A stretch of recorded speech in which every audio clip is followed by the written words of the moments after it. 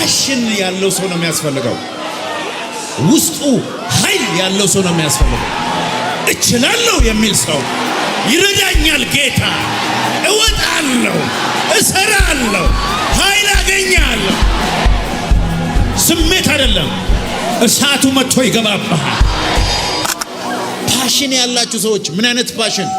የኮንፈረንስ ሰሞን ተነስቶ ከሳምንት በኋላ የሚጠፋውን አይነት ፓሽን አይደለም መነግራችሁ። የማይሄድ ፓሽን አለ። በቃ በወራት ውስጥ አይሄድም እምቢ የሚላችሁ እናንተ ሰዎች እርግጠኛ ሆኜ ልንገራችሁ፣ ቀጣዩ እሳቱን የምታስቀጥሉ እናንተ ናችሁ። ቀጣይ ይሄንን እሳት ወደ ሌላ ሌቭል የምትወስዱት እናንተ ናችሁ። እኔ ነኝ ያለ ሰው ጮሆ አሜን ይለኛል። yes የረሃብ ጥልቀት በሉት ከጎናችሁ ላለው ሰው፣ የረሃብ ጥልቀት የምትወጣውን ከፍታ ይወስናል። ብዙ የራበው ሰው ብዙ ይበላል። ብዙ የራበው ሰው ብዙ ግሎሪ ይሸከማል። ብዙ የተጠማ ሰው የእግዚአብሔር ክብር በሕይወቱ ላይ ይሰራል። አጨብጭቡ። አንተ ረሃብተኛ ዘመኑ ያንተ ነው። ረሃቡ አልሄድ ያለ ዘመኑ ያንተ ነው። አንቺ ረሃብተኛ ዘመኑ ያንቺ ነው። የእግዚአብሔርን ክብር የተጠማሽ ዘመኑ ያንቺ ነው።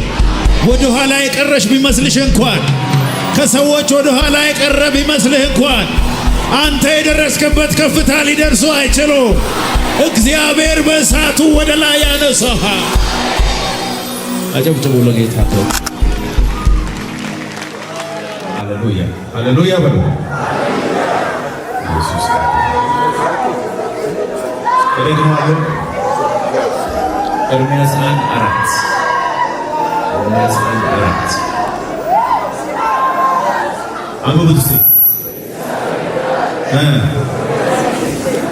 እሺ ድምፃችሁ ከፍ አድርጎ ለአሕዛብም ነቢይ እኔም ወዮ ጌታ እግዚአብሔር እነሆ ብላቴና ነኝና እናገር ዘንድ አላውቅም አልኩ። እግዚአብሔር ግን እንዲህ አለኝ፣ ወደምሰድህ ሁሉ ዘንድ ትሄዳለህና የማዝህንም ሁሉ ትናገራለህና ብላቴና ነኝ አትበል አልልም። በሉ እስቲ ባካችሁ ብላቴና ነኝ አልልም፣ አልችልም አልልም።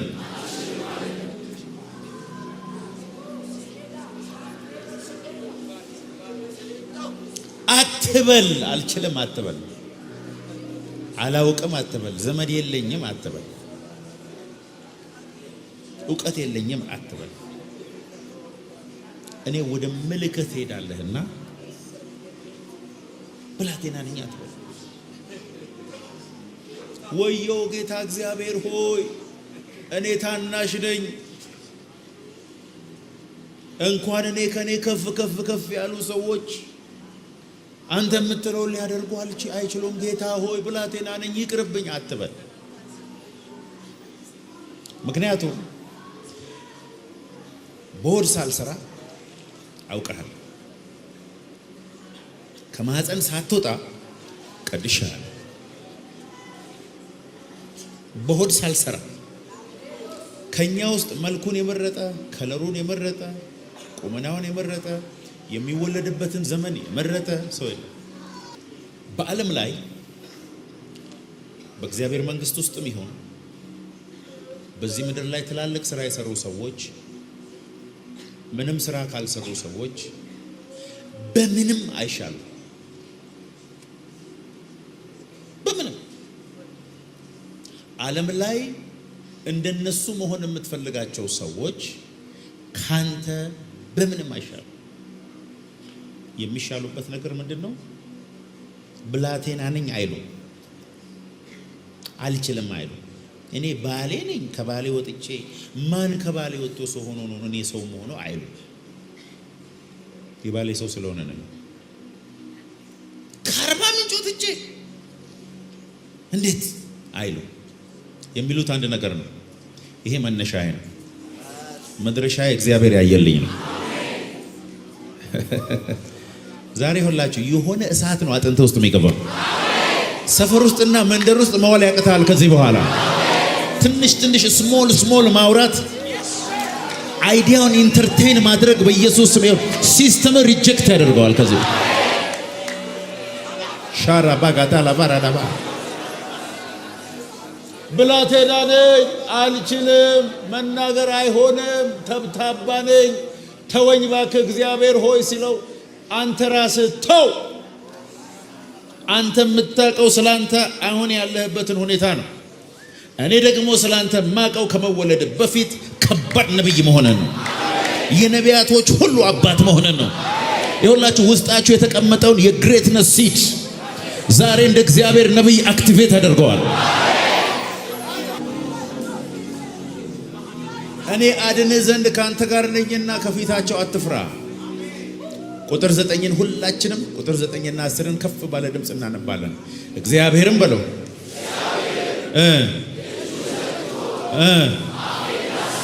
እሺ በአፉ ውስጥ ምን አድርግ ያለው እነሆ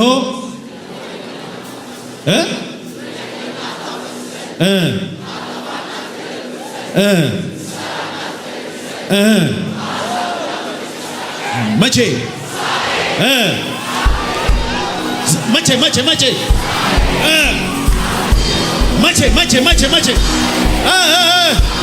ስለ ኤርሚያስ እያወራው አይደለም፣ ስለ አንተ ነው ማወራው።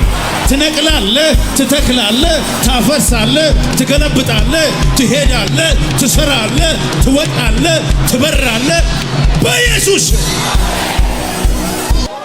ፓሽን ያለው ሰው ነው የሚያስፈልገው። ውስጡ ኃይል ያለው ሰው ነው የሚያስፈልገው። እችላለሁ የሚል ሰው፣ ይረዳኛል ጌታ፣ እወጣለሁ፣ እሰራለሁ፣ ኃይል አገኛለሁ። ስሜት አይደለም፣ እሳቱ መጥቶ ይገባብሃል።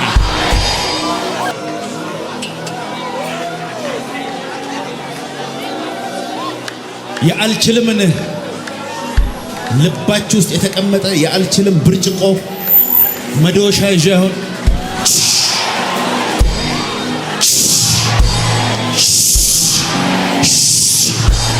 ሰባበርኩት በኢየሱስ። የዛሬ 12 ዓመት ኒርሊ የዛሬ 14 ዓመት ከፍተኛ የሆነ አደገኛ ረሃብ ውስጥ የገባብኝ ማለት ይኸውላችሁ ዝም ብሎ ኖርማል ረሃብ አይደለም። አደገኛ የተራብኩት ረሃብ ኖርማል ረሃብ አይደለም። ይኸው ባለቤት ያለች ያው ምስክር ናት እዚህ ጋር። ኖርማል ረሃብ አይደለም የተራብኩት። ገንዘብ ነበረኝ፣ ዲግሪም ነበረኝ፣ አግብቻለሁ፣ ልጅም አለኝ፣ ጤናማ ነኝ። ብሩን ሳገኘው ዲግሪውን ሳገኘው ቀለለብኝ።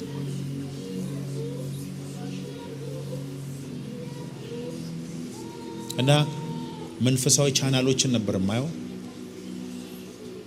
ድሮ የዛሬ 10ዎቹ ዓመት መዝሙር ቤቶች ነበሩ ሲዲ የሚያከራዩ። የውጭ ሀገሮችንም አገልግሎት የሀገር ውስጥንም አገልግሎት ያከራያሉ። እኔ ስከራይ ምን እንደምከራይ ልንገራችሁ። ቪኤችኤስ ነበሩ፣ በዛ ላይ ደግሞ ዲቪዲም ነበሩ። እነሱን ሁሉ ያላችሁን ሁሉ አምጦ ብዬ ነው መከራዩ። እና ገብቼ ቤት ዛሬ ማየት የጀመርኩት 3 ቀን 4 ቀን የማይበት ጊዜ አለ፣ አይኔ አብጦ ማለት ነው። ከዛ ስወጣ ግን ረሃቤ በጣም ብዙ እጥፍ ነበር የሚሆንብኝ። እራባለሁ፣ ኃይል የለም፣ እጾማለሁ፣ ምንም የለም። ኖርማል ሰው ሆኖ መኖር አስጠላኝ። ለብሶ በልቶ መውጣት አስጠላኝ። ከጓደኞች ጋር ማሳለፍ አስጠላኝ። ማንንም አላገኘም። ቸርች አገለግላለሁ፣ አጸዳለሁ፣ ቸርች ሽንት ቤት አጥባለሁ፣ ወንበር ደረድራለሁ፣ መንገድ ላይ ጧት ኤቭሪ ዴይ መሰክራለሁ። ኤቭሪ ሲንግል ዴይ አረካም። እግዚአብሔር ለትልቅ ነገር እንደተፈጠርኩ ውስጥ ይነግረኛል፣ ግን ምንም ትልቅ ነገር የለም። ግድ የለም ቸርች ሲሄድ በእኔ የሚሆን ነገር የለም። እና ሰፈራችን አንድ ወንዝ ነበረ። ወንዙ በጣም ይጮሃል። በጣም ጮኸቱን ልነግራችሁ አልችልም። ሩቅ ነው የሚሄደው ነው ብሎ ነው የሚጮህ። ወንዙ ጋር ሄጄ ነው የሚጮኸው። ለምን መሰላችሁ? ድምጽ አይሰማም። የፈለኩትን ቢጮህ ከወንዙ ጮኸት በላይ ስለማይሆን እዛ ሄጄ ከጌታ ጋር እከራከር ነበር። ጌታ ሆይ አትቀባኝም ሆይ አትፈልገኝም ሆይ አትልከኝም ሆይ ትሄዳለህ ያልከኝም መቼ ነው የሚሄደው ጌታ ሆይ? ሌሊቱን በሙሉ እየጮህኩ ነው ማለት ያለ ኃይል ግን አልወጣም አልኩት። ቀባኝ ሁሉን ትቼ አገለግልሃለሁ አልኩት። አሁን እዚህ ውስጥ እንደዚህ አይነት ፓሽን ያላቸው እየታዩኝ ከሆነ የውስጣቸው ኢነርጂ ምንም መከራና ግርግዳ ቢኖር ጥሶ ሻራባጋዳላ ባራዳስ ፓሽን ያላችሁ ሰዎች ምን አይነት ፓሽን? የኮንፈረንስ ሰሞን ተነስቶ ከሳምንት በኋላ የሚጠፋውን አይነት ፓሽን አይደለም መነግራችሁ። የማይሄድ ፓሽን አለ። በቃ በወራት ውስጥ አይሄድም እምቢ የሚላችሁ እናንተ ሰዎች እርግጠኛ ሆኜ ልንገራችሁ፣ ቀጣዩ እሳቱን የምታስቀጥሉ እናንተ ናችሁ። ቀጣይ ይሄንን እሳት ወደ ሌላ ሌቭል የምትወስዱት እናንተ ናችሁ። እኔ ነኝ ያለ ሰው ጮሆ አሜን ይለኛል። yes ፓሽን ነበረኝ። ጓደኞቼ ይገርማቸዋል። አይደክምህም ወይ አንተ ሰውዬ ስንት ዓመት ነው? በቃ አይደክምህም ወይ? አንድ ጓደኛ ይነግሮኛል፣ ትዝ ይለኛል። የሆነ ቸርች ወስዷል። አንድ ቀን በቃኝ፣ በታምራት በቃኝ፣ እኔ እንደዚህ አልችልም፣ እኔ እዛው ቸርቼ ነው የሚሄደው፣ ያንተ የተለየ ነው። እረፍት የለህም ወይ? አይበቃህም ወይ? ውስጥ ያለውን ፓሽን ምን ላድርገው? እኔ ኢንተርቴይንመንት ቦታ መሄድ አልችልም። ገና የአስራዎቹ መጀመሪያ እድሜ ላይ ሳለው ደግሞ ፓስተር ቤኒን ሲያገለግል መቱ መካነ ኢየሱስ ቤተክርስቲያን አንድ ቴዎድሮስ የሚባል ቤተክርስቲያናችን የሚያገለግል ወንድም የእሳቸውን አገልግሎት አምጥቶ በስክሪን ለቀቀልን። ልቤ በአፌ በኩል ሊወጣ ነበር እንደዚህ እየመታ እንዴት የሰው ልጅ በዚህ ሌቭል የእግዚአብሔርን ክብር ሊሸከም ይችላል? ፓስተር ቤኒን ቆሞ ሲያገለግሉ በአሜሪካ ውስጥ ያለ ህዝብ በጠቅላላ መሬት ላይ ወድቆ በእግዚአብሔር ክብር ቅድምና እናንተ እንዳላችሁት ሲሆን ሳይ ከዛ ፕሮግራም ስወጣ ትዝ ይለኛል። ልጅ ነበርኩኝ። ዝናብ እየዘነበ ነበረ። አስፋልቱ ላይ ተኝቼ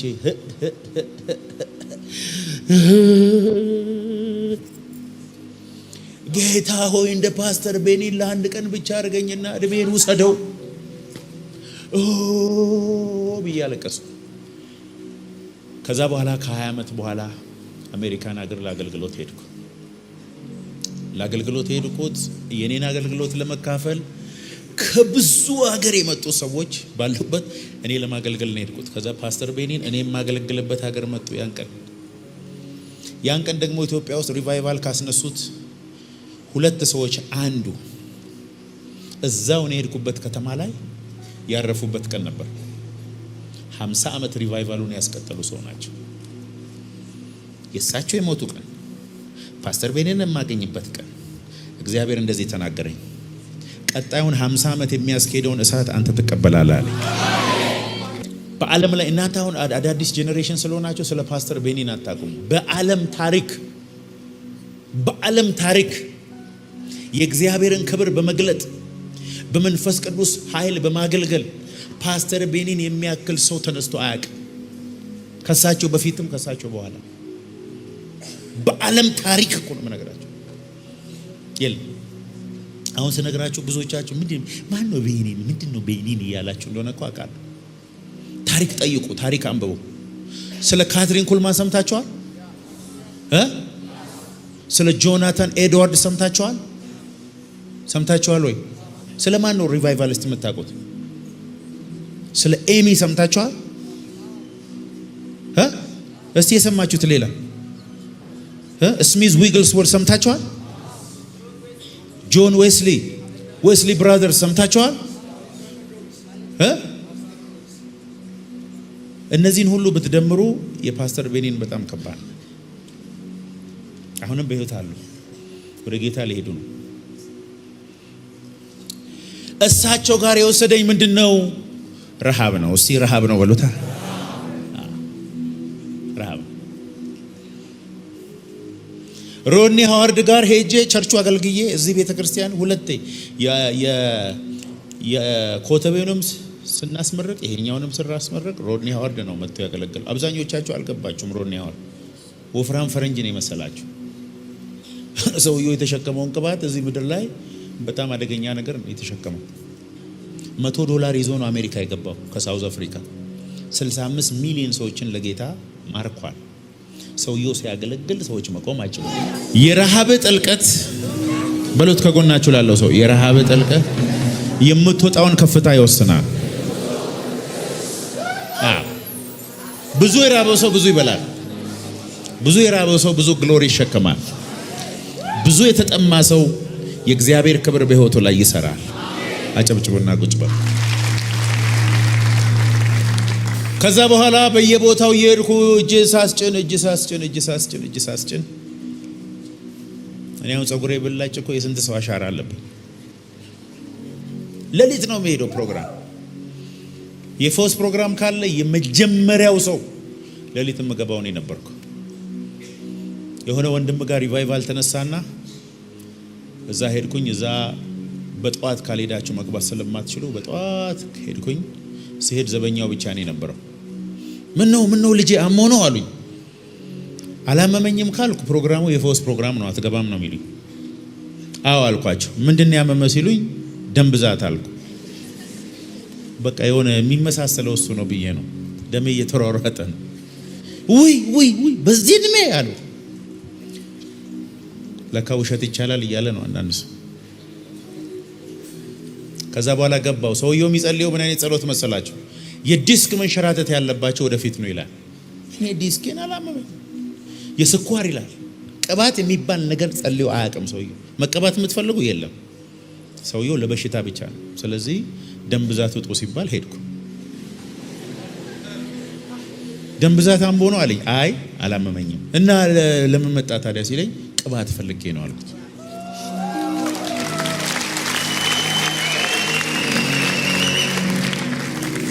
ሁላችሁ ተመለሱ አለና መድረክ ላይ ወጣኝና እንደዚህ ያለኝ አለ። ኢትዮጵያ የምትጠብቀው ሰው ተነሳ። ኢትዮጵያ የምትጠብቀው ሰው ተነሳ።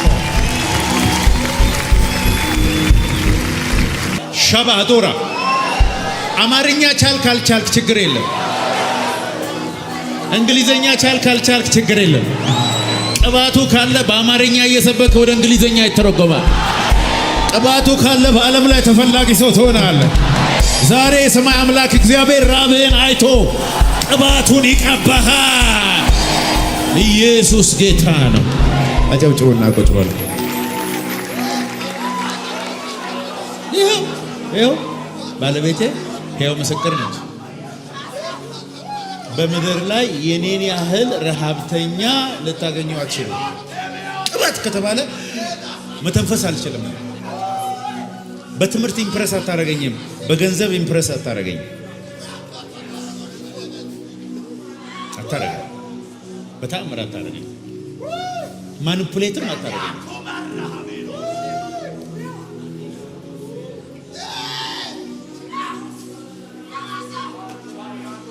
ኢየሱስ ጌታ።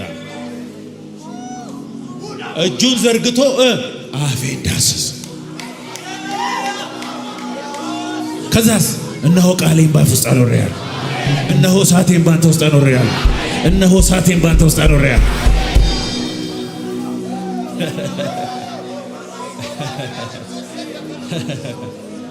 Oh my God.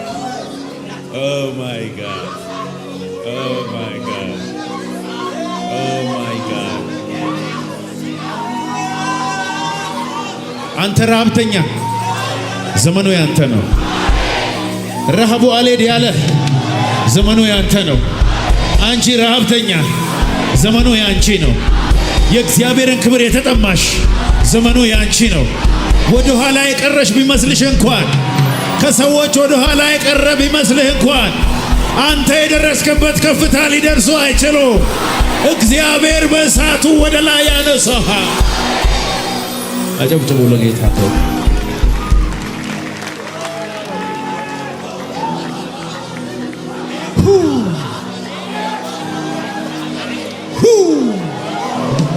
ዘማህቱ ዲከንታናማ እኔ መንደር ውስጥ ለመዋል አልተጠራሁም። ከዶሮዎች ጋር ለመዋል አልተጠራሁም። እኔ ስሪቴ ንስር ነው። እግዚአብሔርን በመተማመን የሚጠባበቁ ኃይላቸውን ያድሳሉ። እንደ ንስር በክንፍ ይወጣሉ፣ ይሮጣሉ፣ አይታክቱ፣ ይሄዳሉ፣ አይደክሞ፣ ይበራሉ፣ ይበራሉ፣ ይበራሉ። ኢየሱስ ጌታ። አጨብጭቡ ለጌታ ክብር።